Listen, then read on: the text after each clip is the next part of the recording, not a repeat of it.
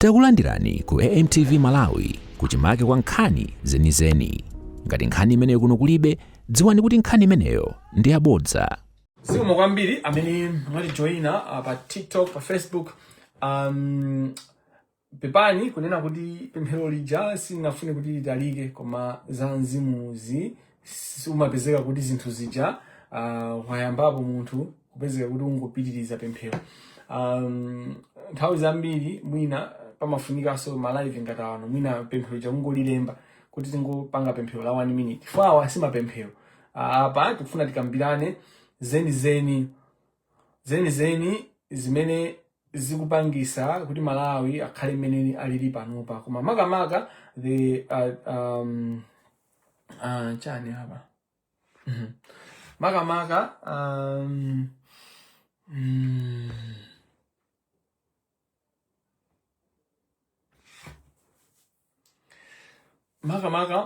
pamene tukambirana za triumvirate, anthu atatu ku Malawi amene apanga katangale amene ali coordinated with these 3 people. Then ndikukamba za Chakwera, ndikufotokoza za Vitu Mumba engineer amene, ndipo ndikukamba za Hilton Banda. Hilton Banda anthu mamuziwa ndi dzina lina la pa Facebook limene amatchuka nalo Kahuna. Ndi munthu amene chuma chake ndithu amachionesa kwambiri pa Facebook, magalimoto mbwembwembwe. Ndiye tikamba zimene zizi. Tikamba zimene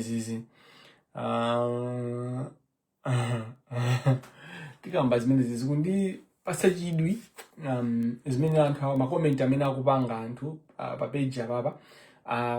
Chimene chimandisangalatsa nchonena kunena kuti anthu ambiri they have not understood who I am. Anthu ena amaona ngati kunena kuti zimene angayankhule zingandipanga affect, kapena kuti zimene angayankhule kaya kuyankhula zonyunza, kaya zophwekesa, kaya kutukwana kumene. Ineyo ngati human rights lawyer who has understood human rights, in fact the freedom, the right to freedom of expression includes the right to swear. Ufulu oyankhula zimene zakukhosi kwako munthu ndi ufulu umene umapitirira kuti mpaka na utha kutukwana kujani ndi ufulu wani kutukwana. Amala mutha kumatukwana, mutha matukwanana.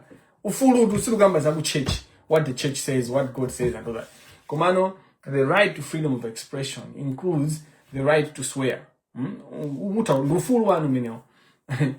Koma mukapanga za ufulu wanu mukamatukwana mukakhala kuti mwadusa, that right is not unlimited. Zili ndi limit yake. Nde situkambirana za ufulu utukwana, koma mundu ufulu kuti mutha matukwana. Papeji pangapa amene akuona kuti ayankhule bwino, akuena kuti ndithu atukwane atire phuzo, okay, you're fine. Zimenezo ine sizimandisuntha kuti ngakhale kuti basi ndilephere kugona. Koma amene ujanga chwechi walo janga chonchija ayi. Palibe kutukwananso kuna kuli konse kumene sinakumvepo moyo mwanga. Munthu ne ndinali ku Chancellor College, and ndili ku Chanko ndinkakwera basi ya ku Chanko almost every weekend. Timapita kukamenya mpira. I was a goalkeeper wa FC, Chanko FC, Chanko Football Club apparent. So tikakwera ride manager makhala ndithu anthu amene the master timati zekwaya. So palibe kutukwana kumene munthu angatukwane. Chancellor College prepared me for anything. Palibe imene chingandidabwise, palibe kutukwana kumene kungandidabwise kwa pa Facebook. Palibe Malawi amene angatchule chinthu choti ine kukhala kuti Chancellor College prepared me. Nimafuna unena kuti the mene Winnie Nyondo wapangidwa treat pa inquiry. Mene Winnie Nyondo wapangidwa treat pa inquiry, before appearing, after appearing, during the appearance, zikuoneseni mene moyo umayendera ku Malawi. Chilungamo chimaoneka uko, anthu amasatira uko. Makamaka anthu amene wawa ndikagulu kamene limati kateo. Kateo tikamayikamba anthu amayiganiza mwa fiore. Amaganiza mwa fiore, amaganiza mwa chinthu chomwe chili in thin air. Amakhala ndi kuti mwina anthu akateo amavala zigoba, anthu akateo mwina ndi tattoo pena pake, anthu akateo amauzona ngati mwina anthu akateo ndi achinapirani mombe. kuti amakhala ndi masigino pena pake. Anthu akatero eti amakhala ndi umwewa ndithu kuti akamayankhula chizungu ine anthu amakutha chizungu aja ndi akatero amenewo anthu kuti akamaye abusa kuti azibusa amukatero. So the way Winnie, Mama Winnie Nyondo, Winnie, Minobangidwa treat and how they are treating her. That's how the cartel behaves. Narrative, they control the narrative. Exactly. Zinuzubenda jonji, muntu akuyankhula jonji, amata muntu, muganize Winnie, influence. Winnie too is not a random person. Ndi muntu onena kuti anali, amagwira ntchito, o akauga dono ngati wapanga retire ngapena ngati anachosedwa ako koma amagwira ntchito kwa vice president, the office of the vice president. So muntu ona amagwira ntchito to the office of the vice president, she's being treated ngati chizude, she's being treated like that, you know, ufuna kupangidwa kuopsezedwa tukumangani mumangidwa for nothing really, for saying her story. How many people have gone through that committee of parliament and said things also have sense? The Minister of Justice has said so many things that when we're asking, we're like, is this a good now? Kuma sumuna one, kuopsezedwa kuna kuli kosi, sumuna one, any force going against the Minister of Justice. Kuma this woman, is it because she's a woman? Is it because she's not a classy woman and hama itenga? Is it because power, power. Ima pasida wanthu amene kateo ya gwizana kapena anthu aona kuna mphamvu zipite kwawo. So zimene ndi kama panga zoyamba za katangalezi kuti katangalezi tithane naye, judiciary tithane naye, judiciary we are dealing with the power. We are dealing with powers that see the truth ikwenda chonchi, nkhani ndi chonchi, chilungamo ndichi, amapita uko. Malo musatira kumene mbira chilungamo. Kamba za Winnie, the inquiry ya plane crash, to just give you a picture. Mene zintu zimayendera. Mene zimayendera. Upange zimenezo wa iwe bido, wa mbakalikali, kumango nena kuti, hey, tattoo this, I'm a promise, ajulugitsa, jitawi, yobanga act. Kame nanga imaone ngati kuti, ndisina zaki, simene, antusuma ona bwino. So inanga ndibanga advice, kuti ndipukute kamera. Anyway, ifeyo sikufuna kukhala crowded kuti tonse basi zikhatu kambirana za inquiry. Ine inquiry nayi panga kale ndipo nakuuzani, ndinapanga video on my findings, the Kamangila inquiry and the findings on the plane crash, and mutakanga na video or tonight. I'll just summarize what I said. I've got 10 points. The findings on the it's just they are just playing, the ad hoc committee on the plane crash, they're just playing games. The reality there are a lot of officers including my generals, and then kuli anthu a police nabisa information, kuli anthu cabinet ministers nabisa information when they knew that the vice president was dead. They anabisa information, they anabisa. So Malay is also it was because they are trying to hide. So especially boza limafunika sonzeru. So mukuzua kale kuti boma lapita lijala MCP chimeji mavuta mnaibe anthu ajakapo, mnaibe anthu ajani ozindikira kuti ochenjera, and maybe it was good kuti anthu amene jana kauchenjera nakati poitika kwambiri. Anapa santhawi manager imene ndinango wakonda anthu amene jana akakondedwa ngati panali chipani recently chimene chinakondedwa boma limene nakondedwa la Tonse Alliance, where we all love them. Tikati sude nafe masabu raso tonse matiziwa enafe, we are always ad hoc, ad hoc opposition. Panoba ndio litasanduka MCP. MCP, mele MCP na yamboma MCP. What TV Kamangila, what TV amene yo ndikadeti. This just like that. Tinazorwera. Papa, mafuna ndikambe za jina Niki, ndifuna ndikambe za Vitu Mumba, ndifuna ndikambe za uyu Banda uyu, Hilton Banda, Kahuna.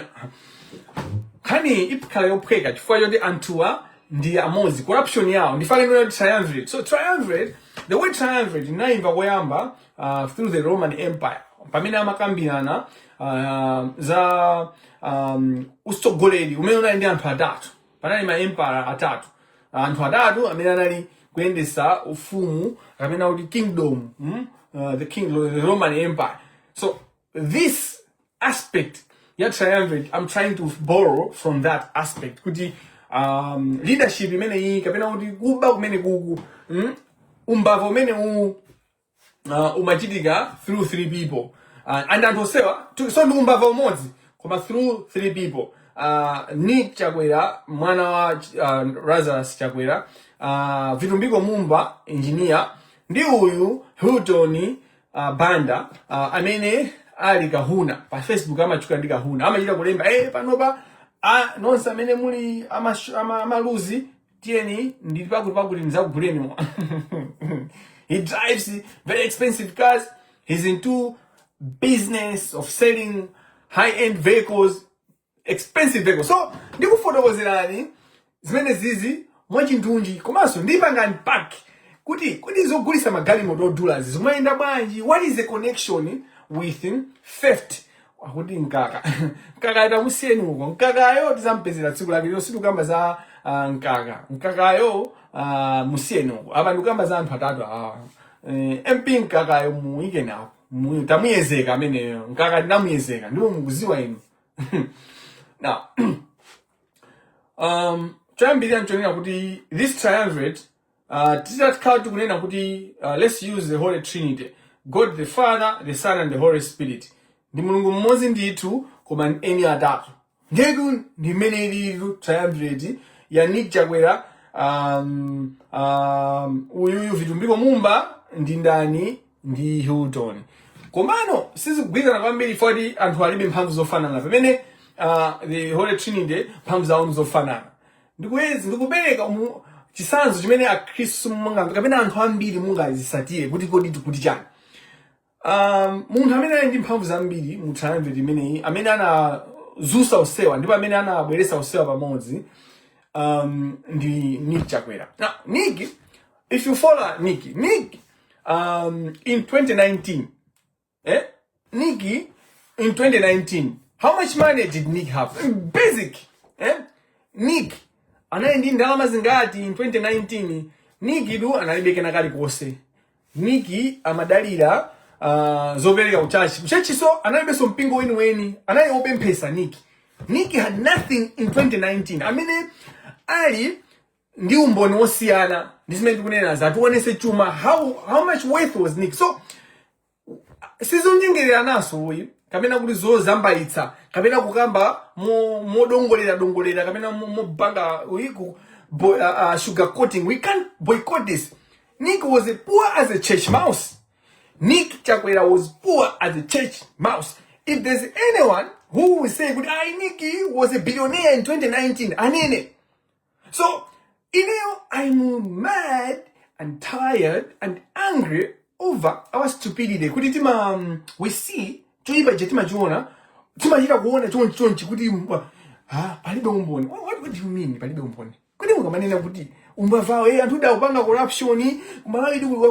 mean? What do you mean? Ndinafusa mukati umboni mufuna kuti tizingambe pamimba ngena kuti tuse madumbo athu tikuoneseni. We want us to give you our intestines, so that muone kuti pali umboni. What do you mean? I want someone to inform us, to tell us kuti akamandi palibe umboni. Nick Chakwera in 2019 was as poor as a church mouse. Abambo Nick Chakwera, mwana wa president wa Muna, mwana ikhaya wa president wa Muna, pa interview pa Amadeo, analibekena kali kose, analosauka, analopanda kanthu, analibekena kali kose. So there's no business imene ankabanga Nick yooneka kuti azibanga apart from kulalika, amayera mu kulalika omwewo. Panalibe china chake chogwira, ultima aona ndithu kuyenda wapansi, kagali moto kokankha komweka, kagali moto kamozi, ka family, kabanja kawo panalibe amene tinakanena kuti uyuya kuthamanga kuti even atha kupita ku holiday ku Zambia. Aniki even ku Zambia anaibe kuthekera kuti anakatha kupita ku holiday ku Zambia. Aniki Chakwera. So you can't then all of a sudden tell me that Nick was a billionaire and business yake namba kuenda, because even anakha kuti whatever he has earned now, he did it through giving a service, proper service to the country. There would also still be questions of conflict of interest, how his businesses boomed and everything and all that. But we are not even just talking about his business is booming. We are talking about clear-cut, straightforward theft. Kuba mwananu, kuba mwanditendite, kuba kuti kulibe mawa. You know? And for many wawa, Nick, as a leader of these three people, aba moti sizinaoneke. Tikamagamba mchichewa kuti sizinamtole. The name sizinamtole ndikugwira kwa anthu amene ndi sizinamtole.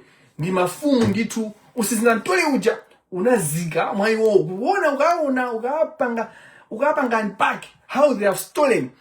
And their methods of stealing was destroying not only the money that they are stealing, even the economy. Many economy are disturbed, and they have destroyed it on all angles. These people are dangerous. They are dangerous criminals. They are who open the Sony, they are who odisa ganza kawili katatu akafuna kusokoneza zinthu. As long as they will benefit, as long as ndama ziziro matumba mao, as long as it get, they don't care. Achina Niki, Vitu Mumba ndi Hilton Banda. Now, description ya Nick, umhawi wa Nick, among the three, umhawi wa mwenduguzi wa mbili onekera ndwa Nick. Ayina Vitu Mumba. I can't say kuti Vitu Mumba anayo osauka. But what I can say, Vitu Mumba sana yolemera in 2019. Hello? Ndikunena kuti Vitu Mumba in 2019 sana yolemera. He wasn't a billionaire. He didn't have sana iwachuma Vitu Mumba in 2019. Niki sana kuti sana iwachuma jabi. Niki anayo osauka. Niki was poor. Niki wasn't even middle class. No. Even in 2014, Chakwera was as poor as a church. Now Chakwera, amakanika even kupanga higher gari moto yopangira campaign. Munaona my pictures. So umphawi wa Chakwera as president, Lazarus Chakwera, former president, ulili on record. You know, you have documentation. It's documented, well documented. He was poor. In 2019, Menamaka Imiranda entire manage Sankujamba Jija. He was middle class.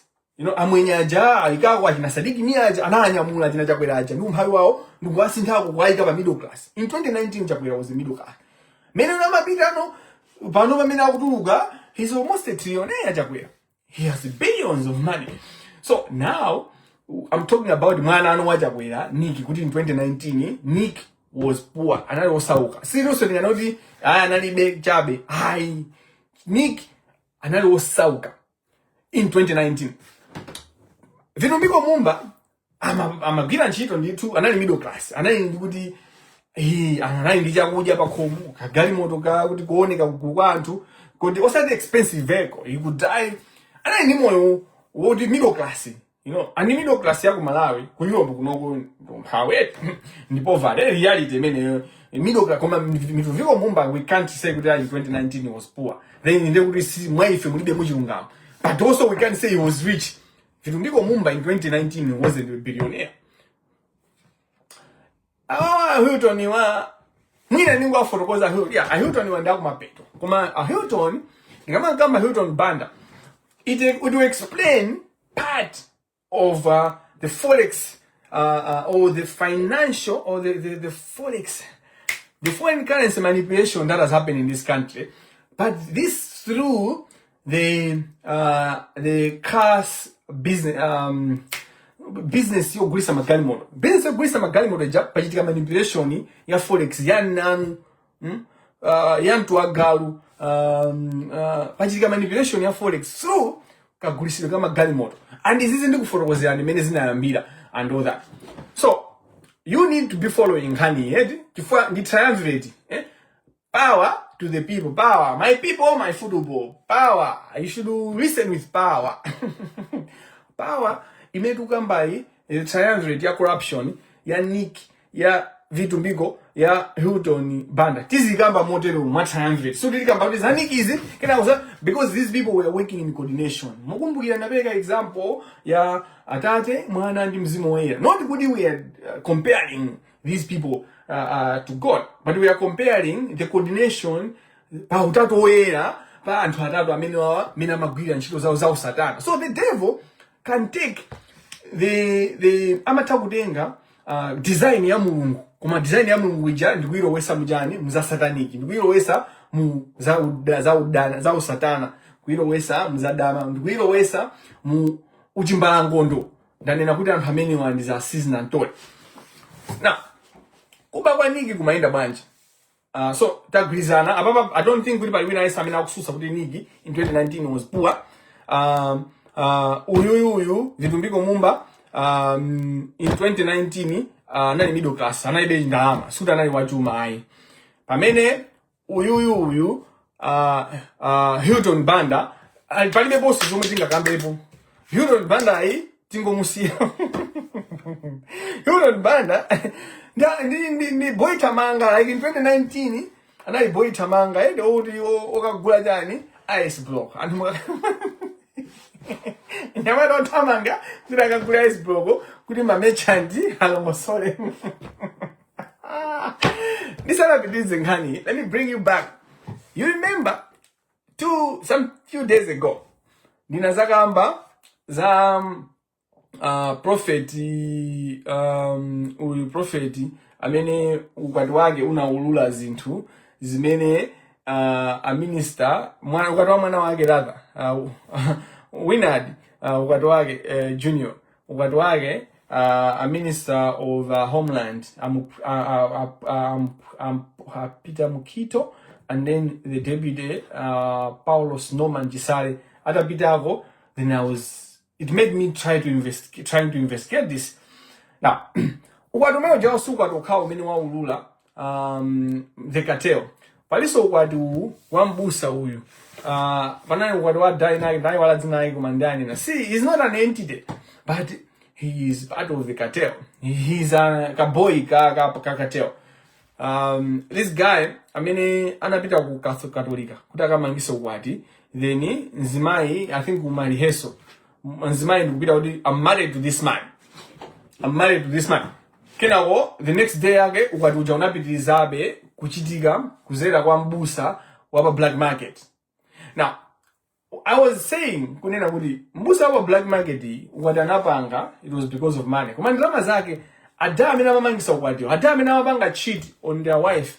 Ndi ada onena kuti he is into business yogulisa magalimoto. Another person as similar, but ajina Hilton Banda kahuna, they are at a higher level as opposed to this guy. Ndikankumbukira ndizampanga post and all that. Ndamwi wala kuti zinake ni ndani.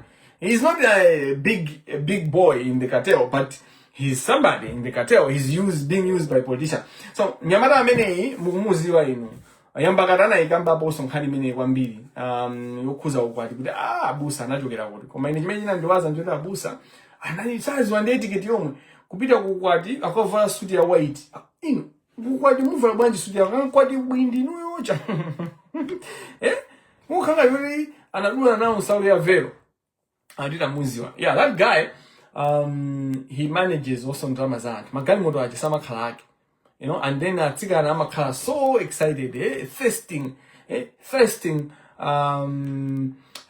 for this guy. You know, this guy, he manages, he cleans money for people. He's a launderer. He's laundering money and he's cleaning money for people, you know, and all that. So, you know, that's something you must know. And it's connected to many akupangia. So they use manipulation here, Forex. And I will explain that in Kamangila Hilton. So bear with me. We are back to the triumvirate. Nick Chakwera, Vitu Mumba on the middle, the other side, Kahuna, Hilton Banda. Now, Mumbai wage wanigimu, pamene bambage ya winner of president, anaga kamila bambage. Sama onika uniga mapanga jani. Fanigiru, sama onika. Pakano mamina mtungamino mguzoda upanga jani, ama panga jani. Kuma niki sisi maonika mnubino. Sisi maonika mnubino udi zima inda banji. Even my business haki. Ndani nakumangani share interview ya Niki. Kuma I know Malawians, being Malawians, you didn't even have time to listen to that interview. Because that interview reveals good. You can't explain kuda mapanga jani. Even my business, amine mune udi akulao. Kapina kudi wabanga drama through my business. Sanga for the cause. Because Okay, with chuma sijimango panga boom time there's explanation pama kaka fu unuta kuzifotokoza chuma kuli chuma changa nayamba apa chinachoka apa chinate ndinapindula apa ndinazagwa ndinazaluza ma shares kana zaenda banje ndinapanga invest this and all that then I recover then you mwinaso Donald J Trump chuma chake samachifotokoza bwino koma amatabe kukufotokozera he has at least a story mutaba mbanga anandibwereka $1 million anangondibwereka ka Donald J Trump says my dad just gave me a minor $1 million, a small money, very small, and then I grew this empire. He can explain. Muntane so wajuma amenya ukauda fotokoze ndiye kama na udia fotokoze ajina Ayuba amazanina unina kuti mbava Ayuba amazina unina mukupanga nsanje. If you have money you should explain your money, especially mukakhaso kuti mufuna so muzichionesa chuma chicha muzichionesa kwa dziko limene majority of people in Malawi are poor. You need to explain your worth. Komanso dziko limene muli katangale wananu, you know, katangale yokhazikika. Everyone has to explain their worth. Now, we did listen, cause I was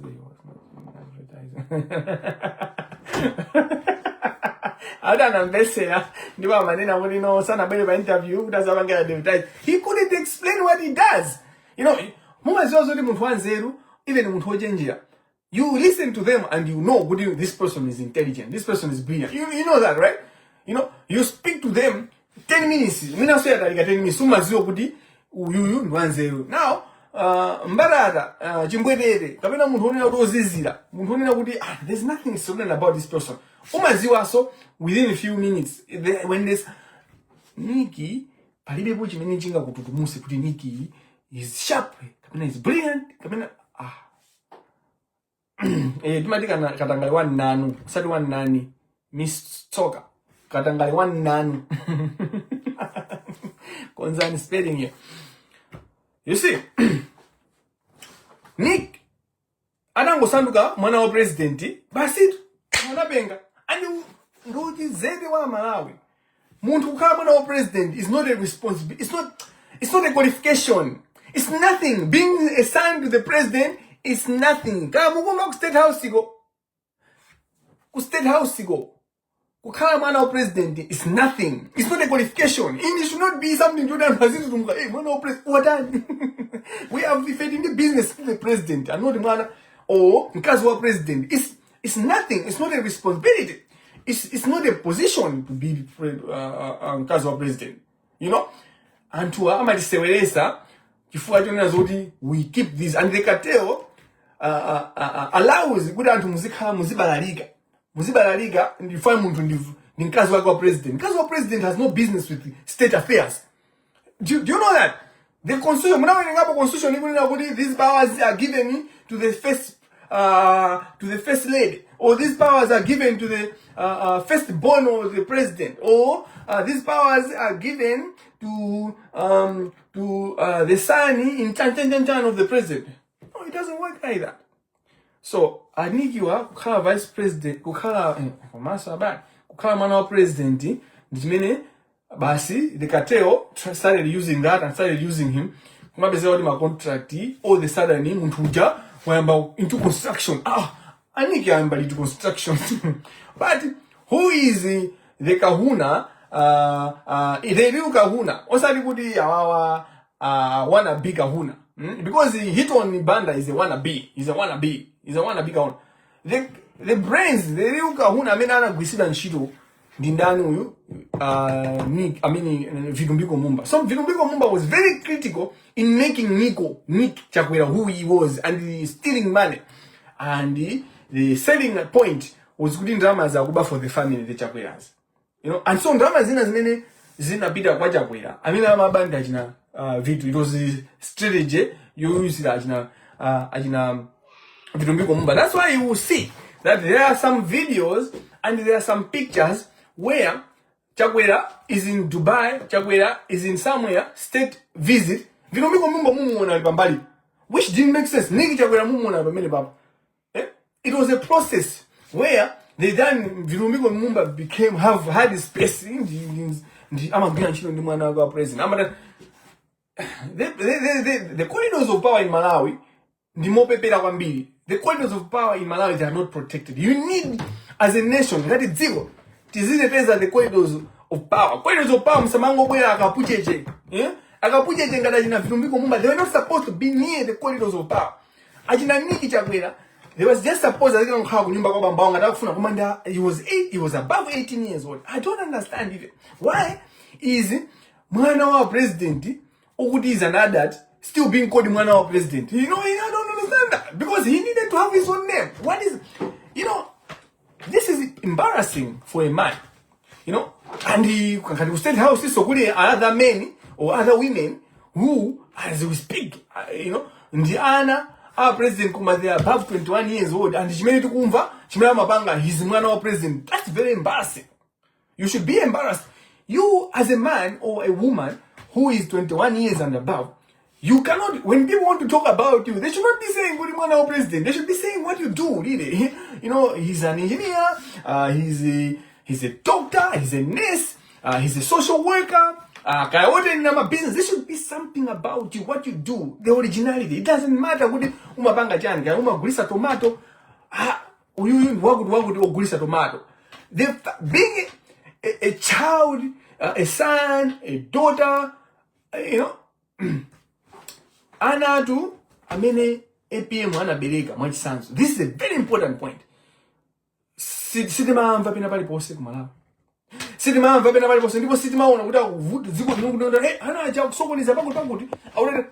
That is very, very important for presidency. And we need to make that a norm. Ukhala mwana wa president is not a qualification. So Nick, the fact that he was the president's son, he now was used in the corrupt syndicate to then be getting my contract. And I want to say, some of these things are because we have evil servants. We don't have civil servants. We have evil servants. The top blast, my decisions, go to the general, go council office, Ministry of Lands, kuchanchani. My officers, my civil servants, my kalitsa, they are the biggest problem. My politicians were the cartel within the civil servants, my evil servants. They remain the same. So these are the people that mapanga cook my plan or push out. Mafuna no kwadenga na president ngala ni mpavu. Mwana president alibe mpavu Malawi. Mkazi wa president alibe mpavu Malawi. Panoba, we even see kunena kuti Gertrude Mutharika, he's given more attention and more power and the influence than Dr. Jane Ansah. Where are we? How do we behave like Timabanga behave in Kajonjo Chifajak? Chifugwa, the cartel women and we want to follow like that. The first lady, Winnie Nyondo Ekai, a winner, Kumanyo Nyomala, kwa vice president. Because vice president has got power. Has got power in the country. Atima Musanka. Ngani, siya, pano ngani lugamba za Niki. Kuda Niki, chimenda mamvega, mwana wa president. Adult, he's old, he should be in his 40s, if not 50s. Koma, and sangaka mbikuta matani, sangaka mbikuta wapangachani Malawi, mwana wa president. Because everything is on beza, ma billion na mino wapanga, ndudi Anaba, and how many, Lazarus Chakwera, anai president. And that was being orchestrated, or my plan now, analipa heart of those plans, Vitu Mumba. Other than Sugudi kunena kuti Vitu ndeola wisa, Niki is innocent. What the hell? Niki yonde chiromboyo, Niki yonde satanayo. Because he is the one that allowed Vitu aja mabanga no maplani ya opoira. Siningakambe ma project osa mena ntachana tenga. Pena bali kusifa mapangira, pena bosa mafuna kutenga. Ndikuuza ni chintu chimodzi mene even the construction industry, even the constructors of Malawi who agree with me, and they will tell mwafuse ma constructors. What Nick and the Vitu did was kuti ma contractors opanga build, amatenga ndiwo kupanga supply kwale. So concept I'm busy with panga supply quite now. Business in Malawi, and that's one of the things that affected the economy. And corruption, how it does affect economy, especially when it's being also done by Zizude. And Hamina was Kuba, Masao Bangas realize how Kuba affects the country, the economy. And in a video, they were not just supplying, they were not just supplying. I think we have a failed country. We have a failed people. The country is fine, but the people have failed the country. If failed, even the law, we have a proper legal framework, but we failed the legal framework. So, ajina nigaja, amapanga supply, kwale, dziko lonse, project lonse, akupanga supply ndio, project niki, akula kulo. Dziko lonse, aminanga bangi supply, ndi niki. One, ngati mwana wa president, sakwenya company yake kutenga contract. Even from the private sector, pamene president ali Chakwera, there has to be more screening on Nick. So this is where I question the SCB nthawi ya Nick, nthawi ya Chakwera. Ani mafusa mimi ndipo ndikafika pa Vitu Mumba. SCB yomwe manena SCB this ine ndi mafuso akulu. Ndipo ndiyipangira live yake. Now, Nick Chakwera, ndi Vitu Mumba. Sana tenge ma contract okha opanga supply kwale.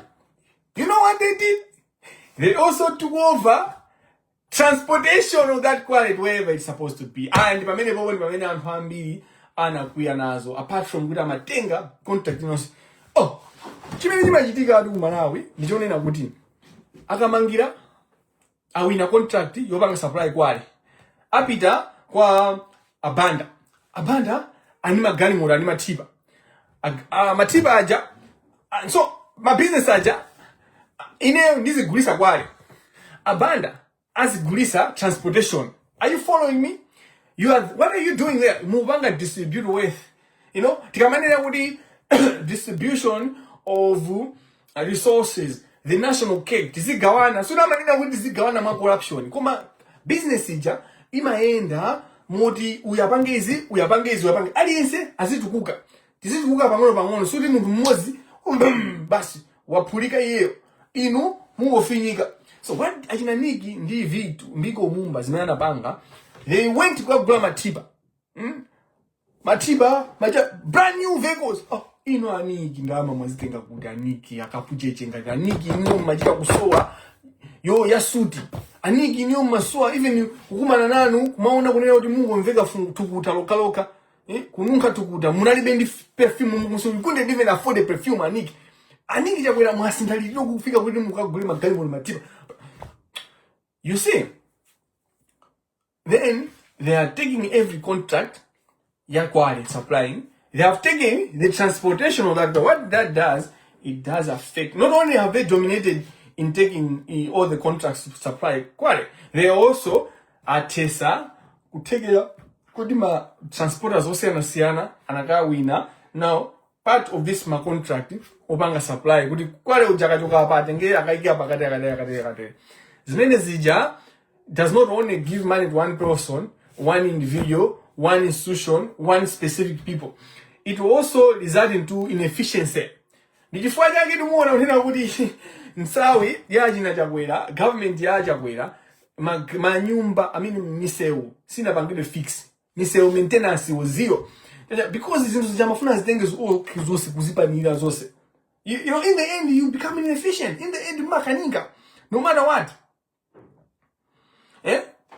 No matter what, you are chewing more than you can swallow. And that's what happened. So, akamagamba za miseudu, mukamvera ajese bwira. Mutu mwafufuzi ango kamba za nseu mozi wa mulilongo. Hata banga miseu, munakonza inyo miseu yage idio Northern Region. Ku Blanta munakonza miseu yage idio. Ku Mangoji munakonza miseu yage. You see really, they will not say anything. And why? Niki Chakwera and Vitu Mumba. You can't go beyond these people. Other than Chakwera Lazarus Chakwera being a data head, failing Malawians, failing on his duty to protect the constitution and the interests of Malawians, but Niki Chakwera benefited from that incompetence. He benefited from that sloppiness. And some of that sloppiness was deliberate to then benefit. And then it was a strategic passiveness that benefited him. So Muntamene is passive over something and is benefiting from that passiveness. It's not really passive, it's an active action. Attack, attack yosapanga kantu ndiopsha kwambiri ifa muntu chamata kutuluka ngati wosalako koma amakhala kuti amaziwa chinawo pa kuti ndikunena kuti chani ngati ku banki mukuyenera kugiya mukamapita munthu wina ndikusakiya chipinda chija kusayipikia banki ija ndikumapita akuti anthu atulo anatopa kwambiri anayiwa akuba ndikubwera ndikutenga kungosegula ndikutenga njani yes akuba ndaba komanso uyu amene wapanga passive action of not closing the bank, not closing the door to the bank, to the safe, amene yoyo is equally as bad. So Chakwera Lazarus cannot get away. Ndakamba izi mwina mosa town Vitu Mumba, other than doing my project awawa ndi aniki chicho semavanga aniki Vitu mapezi kama kupita kunja nika maenda ndi Vitu ndi anthu ena amene amaoneka kwambiri ndipo amene waphula amene watupuka ndi chikwama ndi Vitu Mumba mwina so Vitu anaba kuposa soniki koma pamene po information imene ndo sinapange we because chuma cha anthu akabachoncho samachisunga kwambiri in the liquid kapena kuti cash chanchani kapena ma bank accounts. They buy property, they buy magalimoto mukuona high end odula, they are trying to give money in there. They send money kunja, they buy my houses and all that. Cash ni simaoneka. That's why anthu ajamuza apeza kuti chaka ni chaka afuna bya zingobabe. Chifukwa nzama zawo kaba some enjoy. They try to invest it, and my investment tag sama kaudi azibwelesa cash bwino ama kaudi agula zima nyumba ola amanga manyumba quick mwansanga sanga kuti amwini nyumba hii upstairs hii zukabani then ndinkani zaji na mwansawa Karimu mwansawa Karimu mena amangila nyumba hao mena apangira zinu za kuti chuma chimene chuma chamagazi chuma chimene anthu akupangira Malawi yonse kusauka Malawi yonse no Forex because anthu ena ake akuzikonda. Vitu, other than that, he's at the heart of the chaos yagu immigration. And of course, Niki is a beneficiary of that. But Jamena Banga was just said, so what happened? I don't know why IMCP aje. And then IMCP aje, in control, they're trying to do this and another thing, blah, blah, blah. But Jagunari promise you nabudi, Ujeni, Zatsiga, Izaka, 9p, Nika, 10p, Aja, Chilimajana, Zayankula. Kana zanyo zaka 5.10 ana zanyo zatsika koma a passport kina go pembele ja akusinda na kulimba na zama cabinet blah blah blah kina go tauna yamba kumanga na manga minister wa natural resources blah blah blah mining and anyway then antwaja what Nikki did and through Vitu anabanga hire in Anthony Bendru anabanga hire ndi Vitu Mumba ndikupita ku immigration kuja ndipo anapasa access and when now they didn't have access at that time. Anthony Bendru anayesa nabanga resign deputy director wake anampasa uja. I mean, he didn't even qualify Anthony Bendru to become a deputy director. He didn't qualify because the deputy director is a serious position. It's a serious position.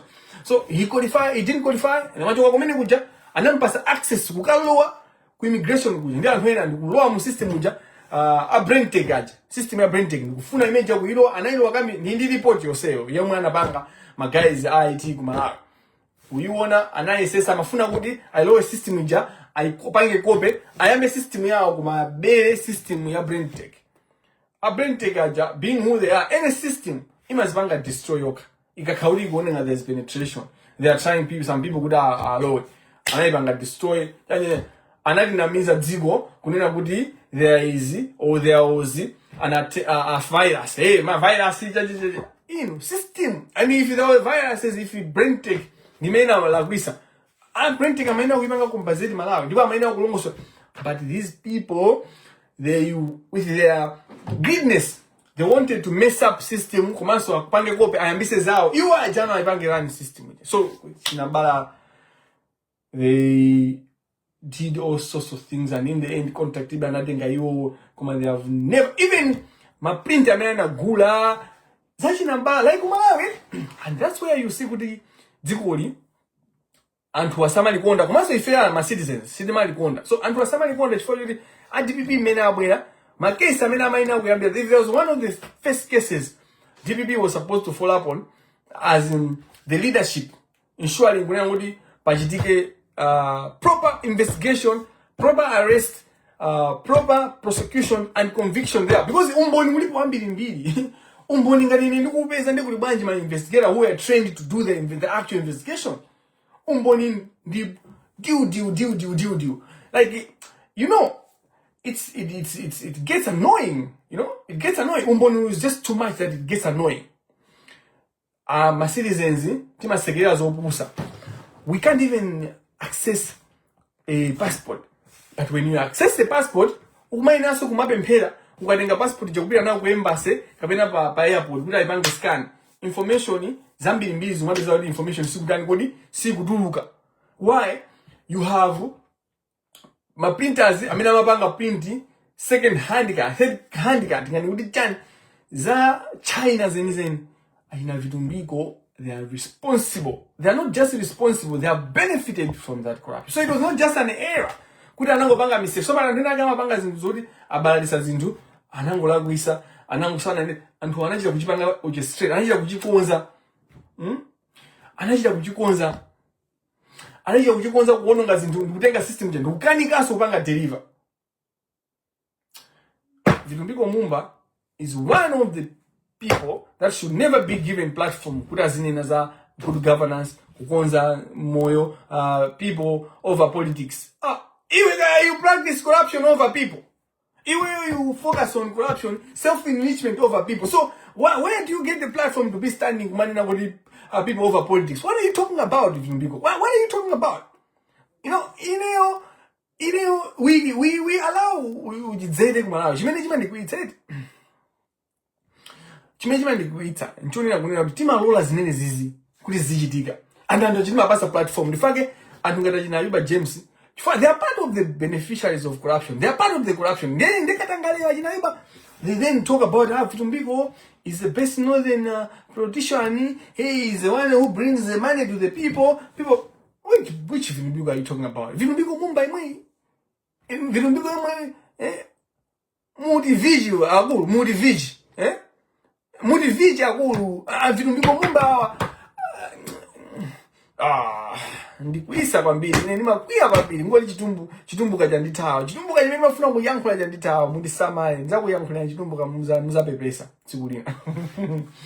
My point is kunena kuti the kind of chaos, the kind of corruption, the kind of damage yomwe achina Vitumbiko Mumba and Nick Chakwera ndika kagulu kawo anabweresa ku immigration, it has affected lives of people. These are real issues. These are not jokes.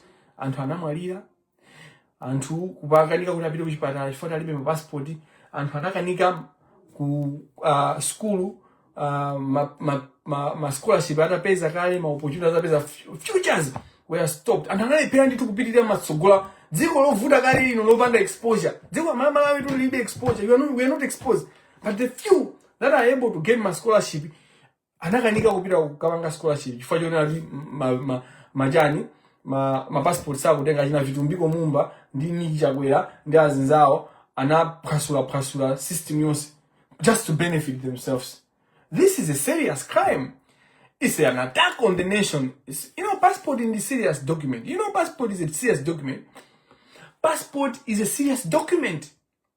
So anybody that messes with your passport, you should be alarmed. It's your identity of the nation. A passport is identity of the nation. And you allow people basi vaka, and then they're in parliament. Ndimalize nkhani ya Vitumbiko ndi Nigi, kuti ndimalizise ndi Hilton Banda. Koma zonsezi anthu onsewa they are connected. Ndi triumvirate nditu. Akutiso Vitumbiko anachosesa anthu ndipo anthu akuvutika. Yeah, I mean Vitumbiko messed up this country big time. Akamapita kwa mwenyaja Vitumbiko amatenga drama mama Chinese. Ukatenga ukwawa, ukatenga drama kwawa, kina kumapita ndima TV agaja ngata menyera ufulu wa anthu. Awambwa mati estate aja anabita na ndira. What has changed? Tanuzeni mioyo ya anthu amene anaendera ajama na tilibe toilet ko biba tilibe tikakwana pati mangu gwira ntchito even kusamba manja tilibe manzu palibe po madzi. Matile said, can you go back? You love makonda timali jani. Na iwalaso moto wa mapesi. Yeah, makonda moto wa mapesi. Kabasi moto wayaka. No one goes back before but moto uja. Wapisa mbadata lemeti mafuna tuwacheja. Moto wapisa mbadata palibe. Antamena anaendera makampani za mena anaendera mfinumbiko. Mwaike pamozi kuta anaendera kuti. What is there? Chimene chikuchitika umekuoni jani? What is so far? What is there? What changed? Hey, Vitu Mumba Vitu Mumba. Kateo tu ikafuna kuti ikubalise ni anthu imakubalisa. Vitu Mumba akufuna asaine ku MCP, akumusokoneza bla bla bla paka ku Supreme Court. Ngani within a month uenda ku High Court, uenda mpaka ukafika ku Supreme Court. Kupeza uli ku Supreme Court kuja mpaka na usiku ndio usiku, majaji kumamvera ngani. Kandifaji bwana kwambiri. In the end, hey, Vitu hey, hata kuimia, hey, mena na guziramo. Kuluza Vitu Mumba moji samanya, ine ni mazimandi waza, ya uje. Ya maprimaries, na njoya kwambiri. Ne, basa moto. Vitu Mumba kuluza beba jeniso manyazi, fande ana bwela ndi moto. Koma amwene, godana mai uja, dolo kwambiri. Ndali pa and uchina chimene MCP inaluzira mwina simu mafuna kuuza na chunga ku MCP. It was, and ndimanena kuti it's important. Inter-party democracy is very important. MCP, one of the key issues, the biggest weakness ya MCP, one of it was Vitu Mumba. Chifukwa chona zoti kuchipani kuja kuti Vitu Mumba akhale running mate. Kunachitika ma divisions ambiri and kumachitika zonso chifukwa uyuyu Godana anawina kaya vice president. Ndiponso analiso munthu wankulu mchipani. Analiso munthu wamati mai ukuti wasuntha zinthu. Ndipo anali speaker. He ran the government amaizi wamene kupangira run. She was a speaker after all. Godana anali mai onena kuti ku northern region she was known. She's known through her husband, through politics. So Vitu Mumba was just moto wa mapesi. Godana uja ndamina ukhandi to running media, and she was a woman, of course. She was from the north. Everything favored the Godana. No. I don't say on that ground. Basi kamoto kama pesa. Kamoto kule baba Vitu Mumba anapita kama ndezi mene zozo basi ziko linga move ma voting ngawini. For mtu anako bida kuwa right antama kuona huku ama bida kundima dala. Kuala kuja antama kuona kumama bida dala kundima. TikTok na hayo mapanga zake tu.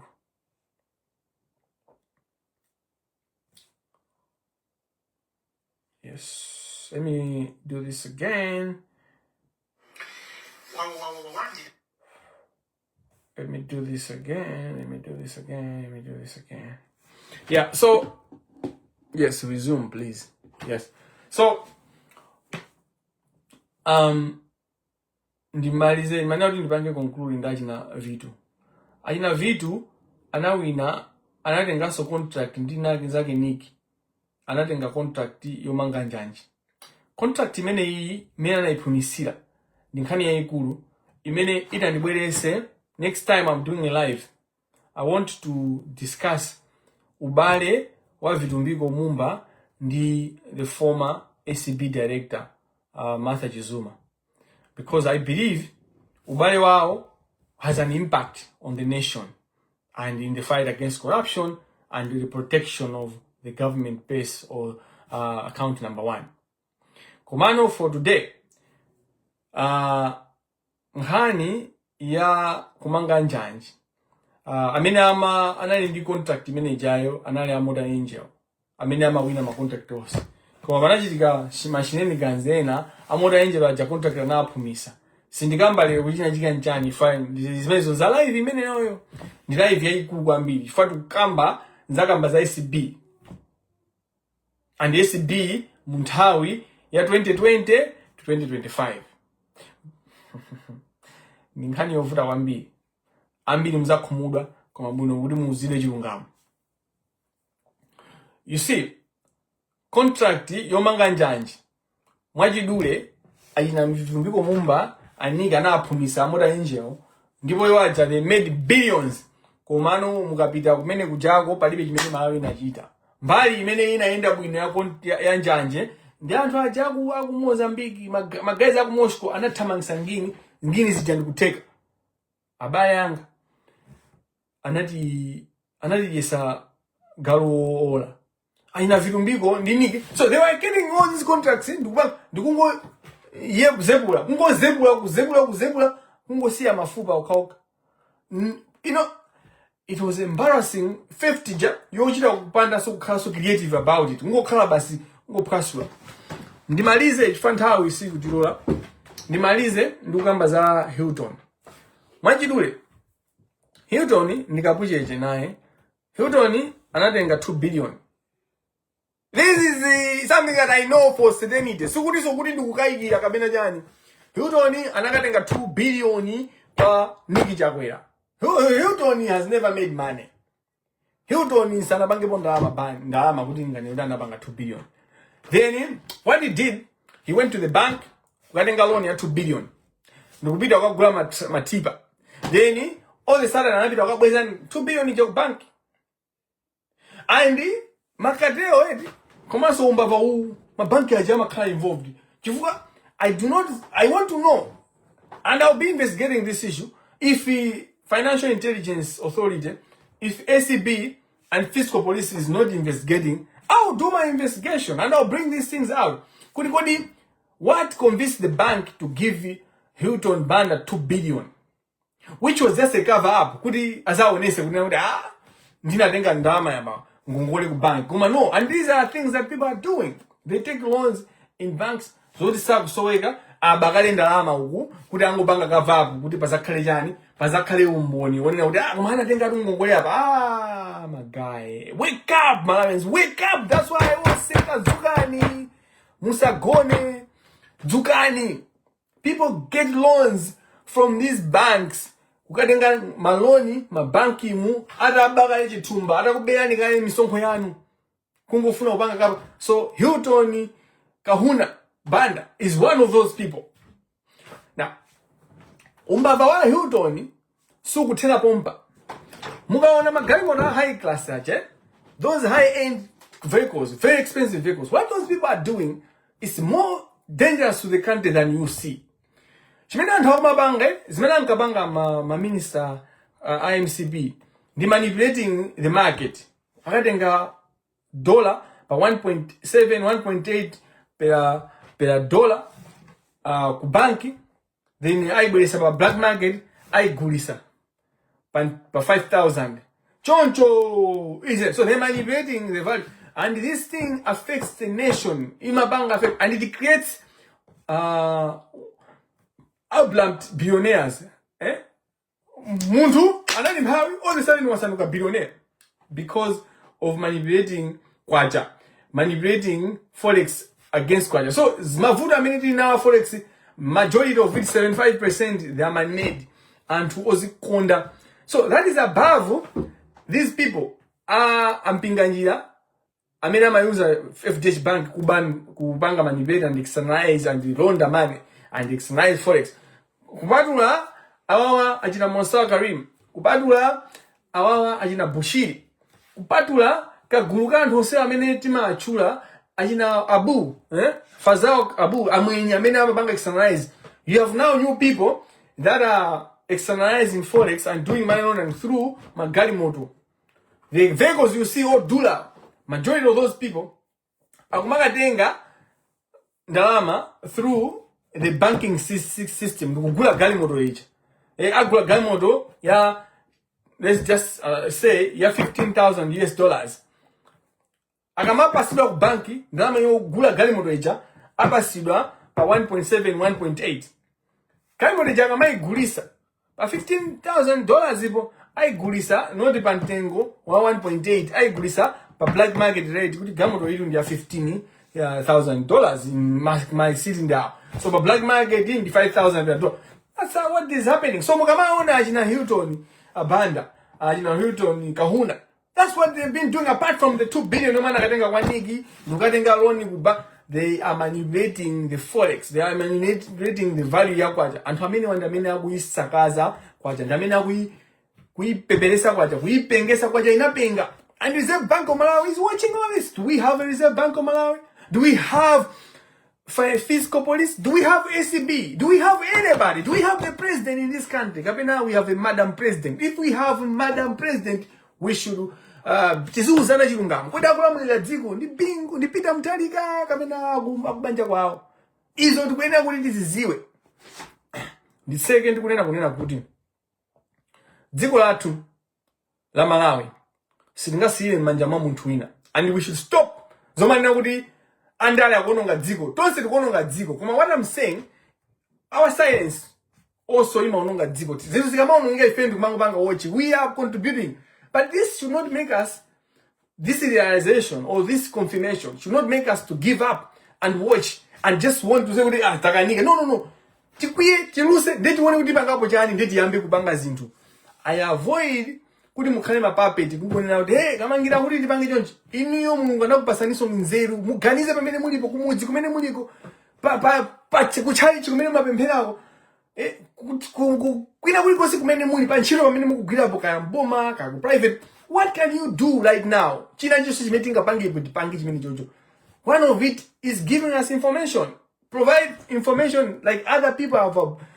Information is tikaiga Banda. We limit these people because zose zimaoneka Banda. Mabankiwa, they are part of the corruption. They are actually the biggest enablers of corruption. Damina kuthandizira kuti katangala piti kwacha yathu ngati kusakazika ndi Reserve Bank of Malawi. Ndi amenenso tikuyenera kuti tapitire. Kodino, you don't have Forex in the country and you don't think it's a problem of Reserve Bank of Malawi? Why do we have a Reserve Bank of Malawi if they cannot manage the monetary policy? If they cannot have a foreign reserve? Why do we have what is the Reserve Bank of Malawi? What is the Reserve Bank? Do you know why we have the Reserve Bank of Malawi? And why are these people getting money, millions in salaries, millions in benefits, in allowances? Why are we giving these people money? If they can't have, if we don't have Forex, if we can't afford Forex to buy basics, wake up, Malawians, wake up! You can't be sleeping for ages and ages, for decades and decades. It's time to rise up. And I'm not telling you what you should do. You know, Mulungu anakupasani mzimu wa kuziwa ndikupanga kuchina chake kuyani. Organize yourselves pa mudzi, pa towni, pa chanja. Rise up. And you have a right to express yourself through demonstration, through writing letters, through making statements, through Facebook. Any post. And that's something amazing with Facebook. Ankatero to Ankatero zaba Facebook. Chilima anapeza 1 million votes zaba Facebook. Ankatero kunangudi inu ADB muina ba Facebook. Ifeyo tinalembesa ndipo mpano disamai 1 year ago. Ankanina kunena kuti DBB wina ba Facebook. Kuti simesa Ankatero DBB wina ba Facebook ifo antwa sana lembese. Tanja hey, feo ndamedina lembesa. Lilongo yoka, ikupanga cover the whole southern region. Kulio, what happened? APM won. So, andwasa wese nugulesi kutia Facebook. This is where information is getting through. Ineo, area 26 and hambili sama kuziwa. Mazozo na hambili sama kuziwa kwa area 26. Chifajani, ndiku perifero.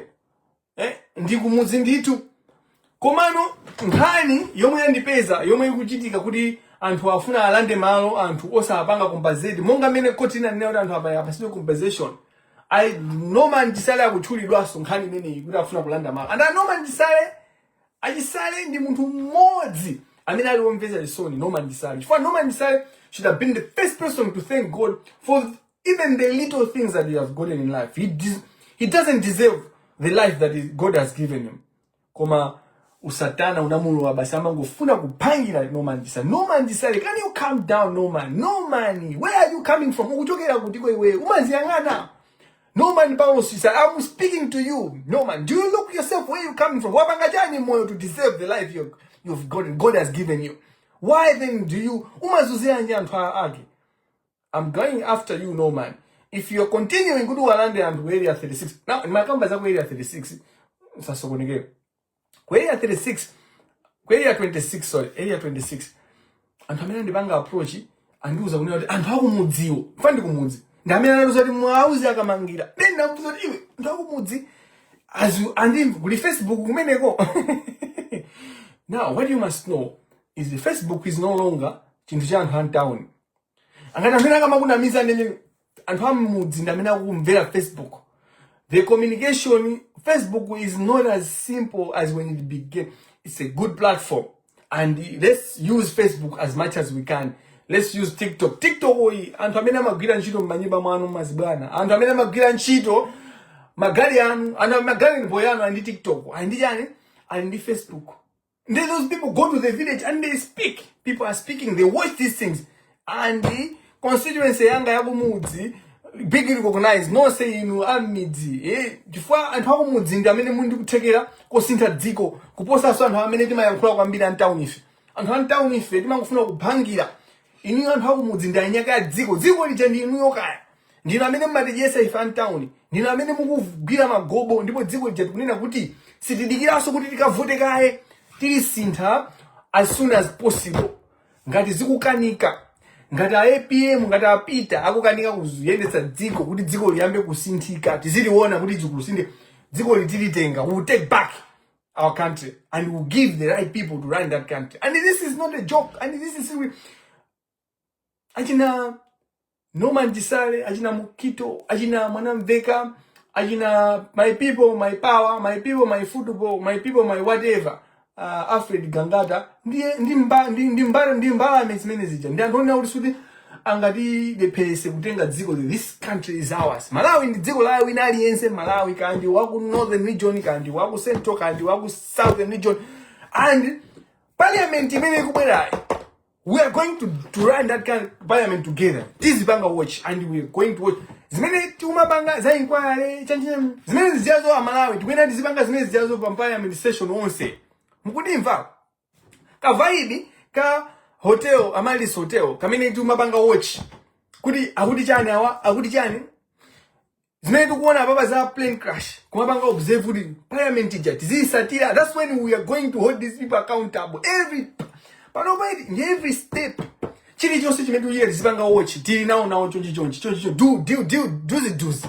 anthu ajeta amenye do osa apasa mpata tizichita kusinthana kuti inu mwaonera apa kena kuza kumana kumakambirana mukuja kunsima mukutema kama mukumenya bawo kambirana kuti aja amati chani mpaliament jama kamba zaza mapanga okay ndi muzaziyo kuti anthu ande amoze ti anthuwa both executive parliament ndi judiciary onsewa they are afuna kuti maliza kaya. And what we are doing to kuwaperekeza kuti atimalize, we have to stop these people. I pray for my country, and you should pray for your country, but you should not just end at prayer. We should start working to change our country. Alliance apange boka antu. Alliance, and it's equally to kusinta. Because it's not changing as fast as possible, and it's not changing enough. Chifuga jodi ena tingu onelela. Pasa kale onelela. Tonse tindu kutekela kupanga boka antu pankani yo sinta Malawi. Ndipo zikuenda kuyamba lero, zikuenda kuyamba June, zikuenda kuyamba 10 years ago. Let's move with more force every day. Ineyo ngatibali chintu chimene nimazigwira kuti I don't do enough. Do you know that? I think that I don't do enough to the level of corruption in Malawi. Mavuta amene ali ku Malawi, umphawi umene anthu akumana nawo, anthu akufa ndi njala, no medication in the hospitals. I don't do enough because that should not happen. So muzizifunsa kuti do I do enough? Mavuta amene akuchitika m'dziko la Malawi, do I do enough? Don't wait kuti ena ake apanga adalisoka bambe is part of the cartel guy. I'll tell you in detail kusogolo ndi kazapeza nthawi because it's not a priority right now. Vempele ntinada ndamana ndamzimu woyera. Amen. Tikone Maria wajaorecho zaza mbuya nanu. Ndinodana makazi onse ndinodana somanani Yesu. Maria woyera mayamba Mulungu mpempha ifo chimwa sobano ndiponso nthawi yafa kwathu. Atata ifundo pamene tikupita kukagona tithandizeni kuti tiche kukhala mu chitetezo chanu. Tumizana angelo anu kuti azatiyang'anire pamene tili kugona. Ndipo muchose adani onse amene angafune kuchita chipongwe kapena kufika mwa ife. Mizimu yonse yoyipa ndi zina zonse za demoni zake zimangeni ndi kuziponya ku Jahena where it belongs. Tikupemphani Atate kuti mutithandize kuti pamene tikugona tithe kukwanisa kupuma ndipo tithe kuzuka ndi mphamvu zatsopano zotumikira dziko lathu, zotumikira pa ntchito pathu, tikhale ndithu ogwira ntchito okhulupirika. We should be a faithful servant, just as you demand us to be. Tikhale anthu amene tikuzipereka kati kugwira ntchito mboma, tikhale anthu amene tikutumikira Malawi onse, tikhale a people of service. Servanthood pa nthawi yayi yonse ndipo tiyang'ane kwa inu ndipo mutipase mphamvu. Ngakhale ena akupanga zosokonekera, ngakhale zili in fashion to steal, though it's in fashion to be lazy. Sometimes this country, Malawi, it's not even an action, it's just a passive. A failure in action is what can lead the country to where it is. May you arise your children, may you awaken the spirit in us, the hard work, may you work hard, but may our hard work also bear fruits, Lord. May we not be tired. Tisakhale anthu amene tikugonja kuona kunena kuti basi ntchito zathu khale tikulimbikira paibe ndikuchitika. Tisagonje ndithu koma tionesese kunena kuti system yathu, dziko lathu lizilemekeza kulimbikira, zilemekeza anthu anzeru ndipo anthu azilandira zoyenereza ndi mmene akugwirira. Osati kuti uyu ni mwana wa president kapena uyu ndi mkazi wake wa president, osati uyu amaziwana ndi a president. Ndi imene khale nkhani titetezeni kumoyo okondera, chosani chinzimu chokondera, chinzimu chakatangale, chinzimu chakuba mwanseri, chinzimu cha umbava, chinzimu cha ugananga. Tikupemphani kuti muteteze ena onse amene akugwira ntchito ali maudindo osiyana-siyana kuti athe kuteteza makamaka iwo amene ali weak, especially children, young girls that are being defiled and raped by people in power, people in authority, prophets that are raping children. Lord, may you come down and ensure that there's justice, because you are a God of justice. Ule mukhale kwa Atate ndi kwa Mwana ndi kwa Mzimu Woyera, monga panali poyamba, tsopano ndi masiku onse ndi pa nthawi zosatha. Amen. Mdzina Atate ndi Mwana ndi Mzimu Woyera. Amen. Thank you so much.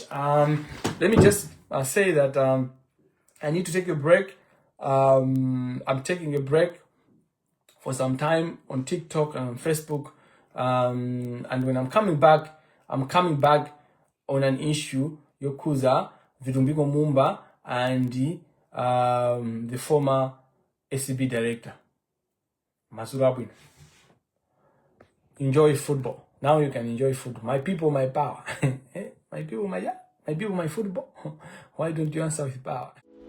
Osaiwala kupanga subscribe ku channel ya AMTV Malawi.